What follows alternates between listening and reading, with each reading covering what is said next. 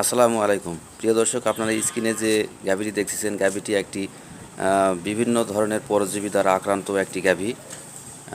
তো যেমন বিভিন্ন ধরনের মাইট, আপনার উকুন, আঠালি এবং বিভিন্ন ধরনের পরজীবী যেমন আপনার ডাস বিভিন্ন দ্বারা আক্রমণ হওয়ার কারণে চর্মরোগের সৃষ্টি হয় এবং এখানে বিভিন্ন ধরনের ক্ষতের সৃষ্টি হয়।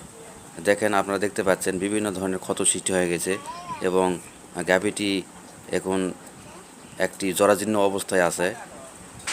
আপনারা দেখতে পাচ্ছেন, এটি উত্তরণের একমাত্র উপায় হলো আমরা যারা আইভারমেকটিন গ্রুপের ইনজেকশন করি না, যেমন চামড়া কৃমির ইনজেকশন করি না, শুধু ট্যাবলেট খাওয়াই, তাদের জন্য বলতেছি আপনারা একবার কৃমিনাশকের ট্যাবলেট দিবেন, আবার বুস্টার ডোজ হিসাবে অবশ্যই আইভারমেকটিন ইনজেকশন চামড়া নিচে দিবেন। কেননা আইভারমেকটিন ইনজেকশন দিলে আপনারা বাহ্যিক যে পরজীবী আছে, যেমন উকুন, আঠালি এবং চামড়া নিচে যে কৃমিগুলো আছে, এগুলা আপনার ধ্বংস হয় এবং মশা মাছির উপদ্রব কম হয়। এজন্য একবার ট্যাবলেট দিবেন, একবার ইনজেকশন দিবেন। তবে ট্যাবলেট এবং ইনজেকশনের মাঝে সর্বনিম্ন 15 দিন বিরতি দিয়ে করবেন। আশা করা যায় সবাই বুঝতে পারছেন। সবাইকে ধন্যবাদ।